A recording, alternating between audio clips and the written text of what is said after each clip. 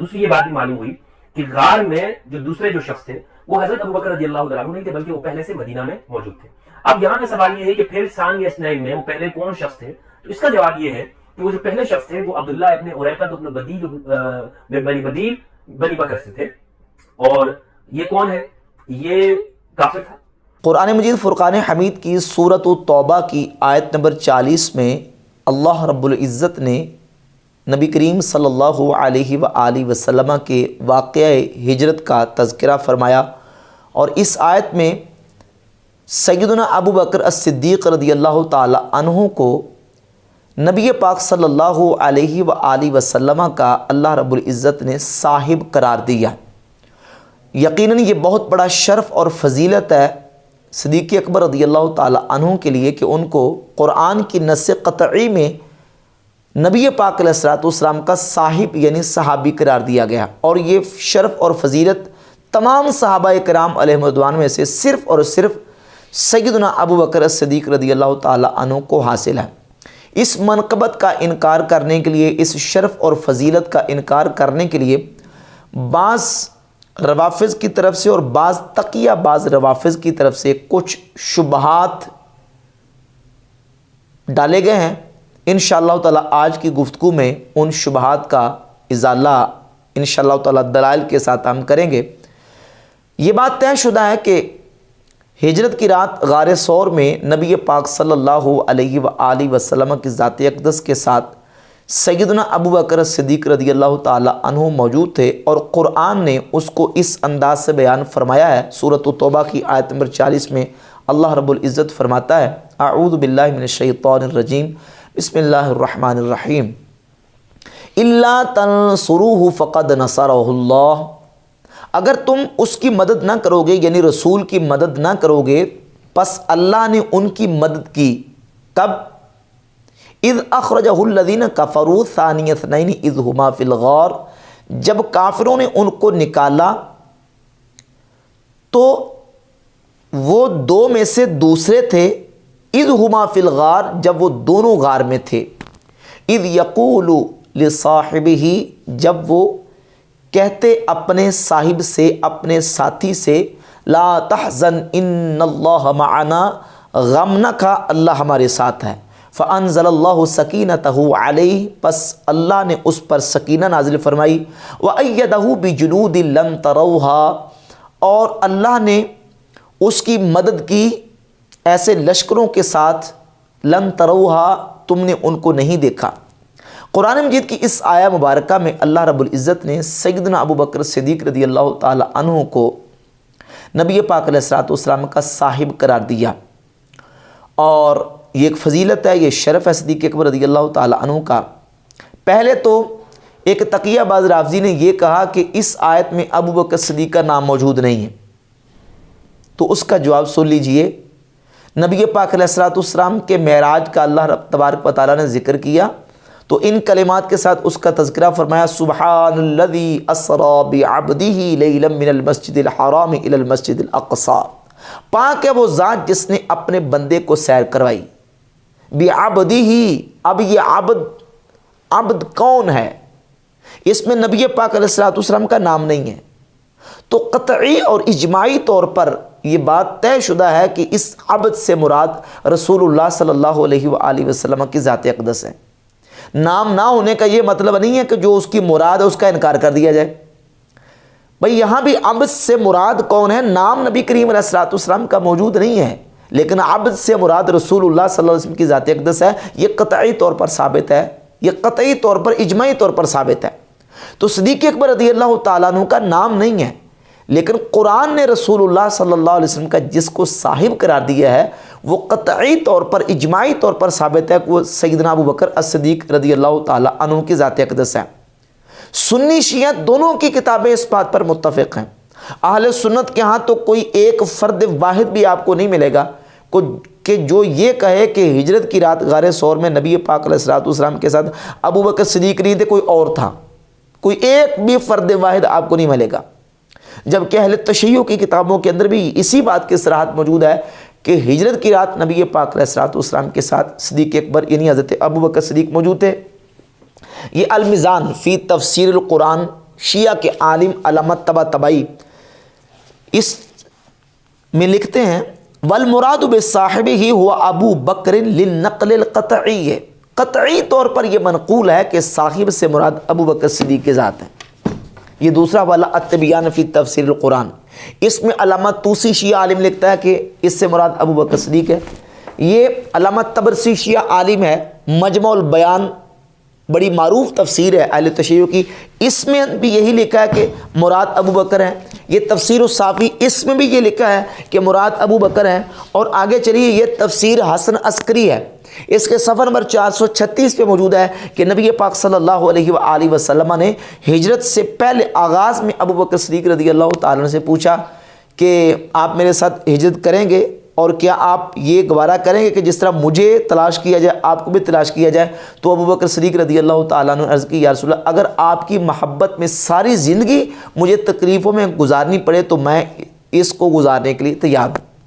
ہجرت کی رات نبی پاک علیہ الصلوۃ والسلام کے ساتھ ابو بکر صدیق موجود تھے۔ یہ حیات القلوب ملا باقر مجلسی کی حیات القلوب کی جلد نمبر 2 صفحہ نمبر 507 پہ موجود ہے۔ ملا باقر مجلسی نے اسی روایت کو نقل کیا ہے، اور یہ بحار الانوار کی جلد نمبر 19 صفحہ نمبر 33 اور صفحہ نمبر 88 دو مقامات پہ ملا باقر مجلسی نے پورے واقعات ذکر کیے ہیں کہ ہجرت کی رات رسول اللہ صلی اللہ علیہ وآلہ وسلم کے ساتھ ابو بکر صدیق موجود تھے۔ اور یہ الفروع من الکافی،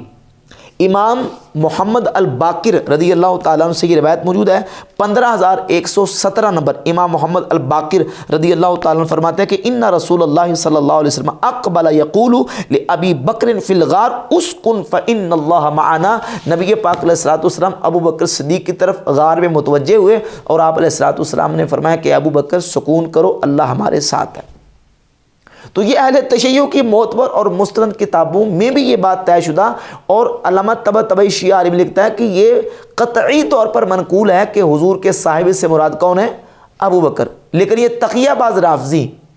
اہل سنت کا ٹائٹل اور لیبل استعمال کر کے وہ کہہ رہے ہیں میری تحقیق یہ ہے، کسی کو اختلاف ہو بھی سکتا ہے، اور کہتا ہے میری تحقیق یہ ہے کہ ابو بکر مراد نہیں ہے، وہ کوئی اور تھا۔ ابو بکر صدیق ساتھ نہیں تھے نبی پاک علیہ الصلوۃ والسلام کے، وہ تو ہجرت سے پہلے نبی علیہ الصلوۃ والسلام کی ہجرت سے پہلے مدینہ میں آ چکے تھے۔ اور پھر کہتا ہے میری تحقیق یہ ہے، اگر درست ہو تو اللہ کی طرف سے ہے اور غلط ہو تو شیطان کی طرف سے ہے۔ تو پھر تقیہ باز رافضی صاحب سن لیں، یہ شیطان کی طرف سے ہے، یہ تمہاری تحقیق شیطان کی طرف سے ہے، اللہ کی طرف سے نہیں ہے۔ کیونکہ اللہ کی طرف سے یہ کیسے ہو سکتی ہے؟ امت کا اجماع اس بات پر کہ صاحب غار نبی پاک علیہ الصلوۃ والسلام کی ذات اقدس کے ساتھ سیدنا ابو بکر صدیق رضی اللہ تعالیٰ عنہ کی ذات اقدس۔ اب اہل سنت و جماعت کی کتابوں سے میں کتنے حوالے پیش کروں؟ سینکڑوں درجنوں کتابوں کے اندر بحمد تعالیٰ یہ جو نا وہ حدیث، سیرت، فضائل کی کتابوں کے اندر یہ باقاعدہ چیپٹرز اور عنوانات محدثین نے قائم کیے ہیں کہ سیدنا ابو بکر صدیق رضی اللہ تعالیٰ عنہ کا نبی پاک علیہ الصلوۃ والسلام کے ساتھ ہجرت کرنا۔ یہ امام بہقی کی کتاب ہے دلائل النبوہ، اس میں امام بہقی نے یہ باب قائم کیا ہے، اور باب کا عنوان ہے خروج النبی صلی اللہ علیہ وآلہ وسلم مع صاحبہ الی ابی بکر الصدیق رضی اللہ تعالی عنہ الی الغار وما ظہر فی ذلک من الآثار۔ نبی پاک علیہ الصلوۃ والسلام کا ابو بکر صدیق رضی اللہ تعالی عنہ کے ساتھ غار کی طرف نکلنا اور جو اس میں آثار اور نشانیاں ظاہر ہوئیں ان کا بیان۔ اور پھر امام بہقی رحمۃ اللہ علیہ نے متعدد احادیث اور روایات صحیح سند کے ساتھ احادیث کو بیان کیا، اور صحیح بخاری کے اندر امام بخاری رحمۃ اللہ علیہ نے ایک پورا چیپٹر اور باب قائم کیا ہے۔ اس کا عنوان بھی یہ ہے کہ رسول اللہ صلی اللہ علیہ وآلہ وسلم اور حضور کے صحابہ کا مدینہ شریف کی طرف ہجرت کرنا، اور پھر مسلسل احادیث لے کے 3905، 3906، 3907، 3908، 3911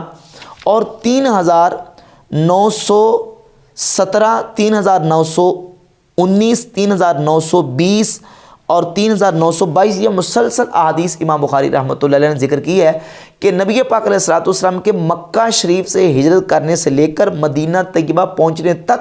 ابو بکر صدیق رضی اللہ تعالیٰ عنہ رسول اللہ صلی اللہ علیہ وآلہ وسلم کے ساتھ ہے۔ یہ تمام تر تفصیلات میں اگر پوری مکمل احادیث پڑھوں گا تو یہ اس کے لیے ٹائم زیادہ چاہیے۔ یہ تمام احادیث صحیح بخاری کے اندر امام بخاری رحمۃ اللہ علیہ نے ذکر فرمائی، اور تمام صحابہ علیہم رضوان اس بات پر متفق تھے کہ قرآن مجید کی سورۃ توبہ کی آیت نمبر 40 میں رسول اللہ صلی اللہ علیہ وآلہ وسلم کی جس صاحب کا ذکر کیا گیا ہے ثانی اثنین میں ابو بکر صدیق رضی اللہ عنہ کی ذات اقدس شامل ہیں۔ صحیح بخاری کے اندر 7219 نمبر حدیث ہے، جس وقت سقیفہ بنی ساعدہ میں انصار اور مہاجر صحابہ جمع ہوئے تو اس موقع پر سیدنا عمر فاروق رضی اللہ تعالی عنہ نے تمام صحابہ سے یہ کہا کہ امور مسلمین سب سے زیادہ حق رکھتے ہیں کہ جن کے سپرد کیا جائے وہ ابو بکر صدیق رضی اللہ تعالیٰ عنہ جو کہ ثانی اثنین ہیں، غار میں نبی پاک علیہ الصلوۃ والسلام کے ساتھ تھے۔ 7219 نمبر حدیث ہے۔ اور اس کے علاوہ المستدرک علی الصحیحین میں 4422 نمبر حدیث امام حاکم لکھے ہے، سیدنا زبیر ابن العوام اور حضرت مولا علی رضی اللہ تعالیٰ عنہ دونوں نے سیدنا ابو بکر صدیق رضی اللہ تعالیٰ عنہ کی عظمت کا اعتراف کرتے ہوئے اس بات کا اعلان اور اظہار کیا۔ کیا کہا؟ اِنَّا نَرَا أَبَا بَكْرٍ أَحَقَّ النَّاسِ بِهَا بَعْدَ رسول اللہ صلی اللہ علیہ وآلہ وسلم إِنَّهُ لَصَاحِبُ الْغَارِ وَثَانِي اثْنَيْنِ۔ ہم اس بات کا اعتراف کرتے ہیں کہ نبی پاک علیہ الصلوۃ والسلام کی ذات اقدس کے بعد ابو بکر صدیق رضی اللہ تعالیٰ عنہ سب سے زیادہ حق رکھتے ہیں امر مسلمین کا، کیونکہ یہ صاحب الغار اور ثانی اثنین ہے۔ یہ مولا علی رضی اللہ تعالیٰ عنہ کا بیان ہے۔ حضرت عمر فاروق کا بیان صحیح بخاری 7219 نمبر حدیث سے گزرا۔ بے حمد تعالیٰ تمام صحابہ کرام علیہم رضوان اس بات کا اعتراف کرتے تھے۔ اور ایک روایت تاریخ ابن عساکر کی جلد نمبر 30 صفحہ نمبر 291 پہ موجود ہے، اسی آیت کے حوالے سے الا تنصروہ فقد نصرہ اللہ اذ اخرجہ الذین کفروا ثانی اثنین اذ ہما فی الغار۔ اس آیت کے حوالے سے مولا علی رضی اللہ تعالیٰ عنہ کا اپنا بیان اور فرمان ہے۔ مولا علی فرماتے ہیں ان اللہ تعالی ذم الناس کلہم ومدح ابا بکر رضی اللہ تعالیٰ عنہ۔ اللہ نے اس آیت میں تمام لوگوں کی مذمت کی ہے اور ابو بکر صدیق رضی اللہ تعالیٰ عنہ کی اس آیت میں اللہ رب العزت نے مدح فرمائی ہے، یعنی نبی پاک علیہ الصلوۃ والسلام کا صاحب صدیق اکبر رضی اللہ تعالیٰ عنہ کو قرار دیا گیا، تو یہ صدیق اکبر رضی اللہ تعالیٰ عنہ کی ذات اقدس کی مدح ہے۔ اور اس مقام پہ ایک اشکال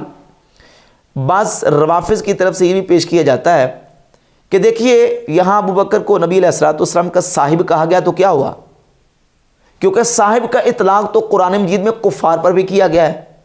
تو یہاں اگر صاحب کہہ دیا گیا تو کیا ہوا؟ تو اس کا جواب یہ سن لیں، کفار پر جہاں اطلاق ہوا صاحب کا، وہاں بطور ان کی اللہ تبارک و تعالیٰ نے وہاں مذمت بھی بیان فرمائی، ان کی اہانت اور اذلال فرمایا ہے۔ اور یہاں صدیق اکبر رضی اللہ تعالیٰ عنہ کو نبی پاک علیہ الصلوۃ والسلام کا اللہ تبارک و تعالیٰ نے صاحب قرار دے کے ان کی مدح فرمائی ہے۔ اگلے کلمات دیکھیں، اذ یقول لصاحبہ لا تحزن ان اللہ معنا، رسول فرما رہے ہیں اپنے صاحب سے کہ غم نہ کھو، اللہ ہمارے ساتھ ہے۔ رسول تو اپنے صاحب کو، اپنے ساتھی کو اللہ رب العزت کی معیت میں شامل فرما رہے ہیں کہ جس طرح رسول کو اللہ کی معیت حاصل ہے، اسی طرح رسول اپنے صاحب کو فرما رہے ہیں ان اللہ معنا، صرف میرے ساتھ اللہ نہیں ہے، اللہ ہم دونوں کے ساتھ ہے۔ اور یہاں رسول صلی اللہ علیہ وآلہ وسلم کی ذات اقدس کے ساتھ جو اللہ کی معیت ہے، رسول کو جو معیت حاصل ہے وہ معیت نصرت والی، مدد والی، اللہ رب العزت کی رحمت والی، مدد والی، اور اللہ رب العزت جل شانہ کی اون والی معیت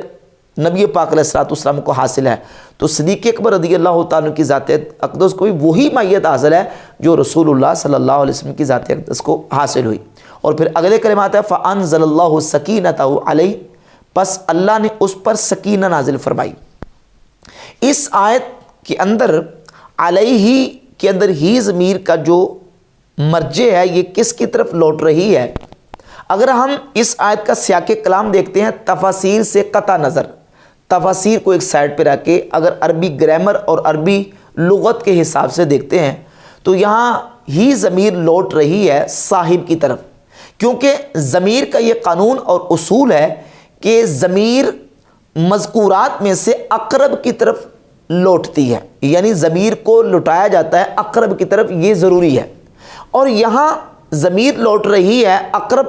صاحب کی طرف، کیونکہ پیچھے اگر عبارت کو مقدر نکالا جائے اذ یقول لصاحبہ، اذ یقول الرسول لصاحبہ لا تحزن ان اللہ معنا، کہ جب رسول اپنے صاحب سے کہتے، رسول کہتے اپنے صاحب سے، اب رسول کا ذکر پہلے اور صاحب کا ذکر بعد میں، یعنی ضمیر کو اگر ہم پیچھے لوٹاتے ہیں تو پہلے صاحب کا کلمہ ذکر ہوتا ہے، تو اب یہ جو ضمیر ہے وہ لوٹے گی صاحب کی طرف، کیونکہ صاحب جو ہے وہ رسول کی بنسبت یہاں عبارت میں اقرب ہے۔ تو فانزل اللہ سکینتہ علیہ، پس اللہ نے اس پر سکینہ نازل فرمائی، یعنی رسول کے صاحب پر سکینہ نازل فرمائی۔ یہ بھی ابو بکر صدیق رضی اللہ تعالیٰ عنہ کی ایک ان کا کمال اور ان کا شرف اور ان کی فضیلت ہے۔ یہاں یہ بات بھی ایک قرینہ ہے کہ پیچھے جو ذکر ہوا کہ لا تحزن ان اللہ معنا، اگر ضمیر کو رسول کی طرف لٹایا جائے تو یہاں قرینہ بتا رہا ہے کہ یہاں ضمیر صاحب کی طرف لوٹے گی۔ کیوں؟ کیونکہ اس لیے کہ یہاں حزن اور غم حاصل ہوا ہے صاحب کو، رسول کو نہیں، کیونکہ رسول اللہ صلی اللہ علیہ وسلم اس موقع پر ساکن القلب اور قوی النفس تھے۔ نبی کریم علیہ السلام کو حزن اور غم نہیں ہوا، حزن اور غم ہوا ہے ابو بکر صدیق کو، تو جس کو حزن اور غم حاصل ہوا ہے محتاجی بھی سکینہ کی اس کو ہے۔ یہاں رسول اللہ صلی اللہ علیہ وسلم کی ذات اقدس کو حزن نہیں ہو، حزن ابو بکر صدیق کو ہوا، لہذا سکینہ بھی اللہ نے ابو بکر صدیق رضی اللہ تعالیٰ عنہ پر نازل فرمائی۔ اس کے علاوہ اس تقیہ باز رافضی نے ایک اشکال یہ بھی پیش کیا کہ ام المؤمنین سیدتنا عائشہ صدیقہ رضی اللہ تعالیٰ عنہ فرماتی ہیں کہ قرآن مجید کا کچھ بھی ہمارے بارے میں نازل نہیں ہوا سوائے ان آیات کے جو میری براعت میں نازل ہوئی ہیں۔ اس سے ثابت ہوا کہ حضرت ابو بکر صدیق رضی اللہ عنہ کی شان میں قرآن مجید کی کوئی آیت نازل نہیں ہوئی۔ حالانکہ اس بیان کا، اس قول کا یہ ہرگز مطلب نہیں ہے، بلکہ سیدہ عائشہ صدیقہ رضی اللہ تعالیٰ عنہ جو فرمانا چاہ رہی ہیں وہ فرمانا یہ چاہ رہی ہیں کہ ابو بکر صدیق رضی اللہ تعالیٰ عنہ کی اولاد کے بارے میں قرآن مجید کی کوئی آیت نازل نہیں ہوئی سوائے ان آیات کے جو اللہ نے میری برات میں، سیدہ عائشہ کی برات میں نازل فرمائی ہیں۔ تو یہ بات ان کا بیان بالکل درست ہے کہ صدیق اکبر رضی اللہ عنہ کی اولاد میں سے، صدیق اکبر کے بیٹوں یا ان کی بیٹیوں کے حوالے سے کسی کے بارے میں قرآن مجید کی کوئی آیت نازل نہیں ہوئی، صرف سیدہ عائشہ صدیقہ رضی اللہ تعالیٰ عنہ کے بارے میں نازل ہوئی۔ رہ گئی بات سیدنا ابو بکر صدیق رضی اللہ عنہ کی خود اپنی ذات کی، تو ان کی ذات کے حوالے سے قرآن مجید کی کئی آیات نازل ہوئی ہیں، جن میں سے سورۃ توبہ کی آیت نمبر 40 میں اللہ تبارک و تعالیٰ نے صدیق اکبر رضی اللہ تعالیٰ عنہ کو نبی پاک علیہ الصلوۃ والسلام کا صاحب قرار دیا۔ اس کے علاوہ ایک اور اشکال اس تقیہ باز رافضی نے یہ ڈالا ہے کہ دیکھیں بخاری شریف میں حدیث ہے کہ نبی پاک علیہ الصلوۃ والسلام کے مدینہ شریف میں پہنچنے سے پہلے جو اولین مہاجرین صحابہ مدینہ شریف آ چکے تھے، ان کی امامت حضرت سالم مولا ابو حذیفہ رضی اللہ تعالیٰ عنہ کرایا کرتے تھے۔ صحیح بخاری کے 692 نمبر حدیث پہ یہ موجود ہے، اور 7175 نمبر حدیث کے اندر موجود ہے کہ ان اولین مہاجرین صحابہ میں حضرت ابو بکر صدیق رضی اللہ تعالیٰ عنہ بھی حضرت ابو حذیفہ کے غلام حضرت سالم کے پیچھے نمازیں پڑھا کرتے تھے۔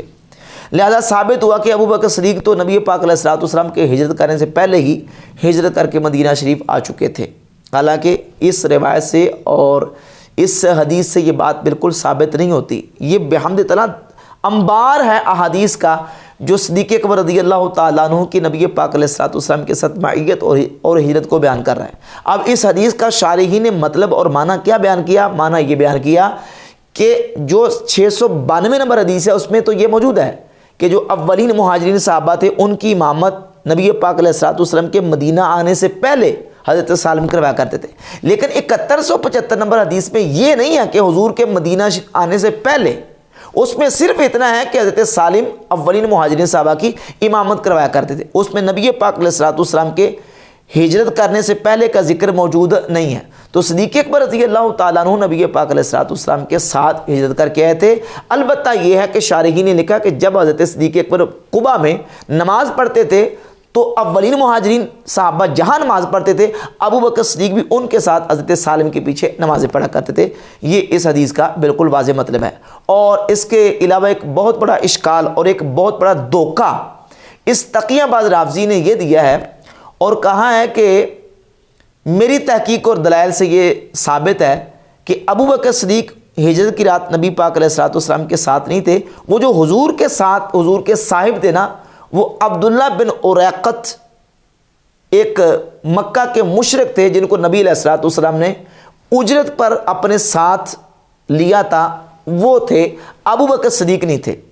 اور حوالہ دیا الکامل فی تاریخ کا۔ یہ میرے پاس الکامل فی تاریخ موجود ہے، جلد نمبر 2 صفحہ نمبر 73 پر پورا ڈیٹیل واقعہ موجود ہے بحمد تعالیٰ کہ نبی پاک علیہ الصلوۃ والسلام کی ذات اقدس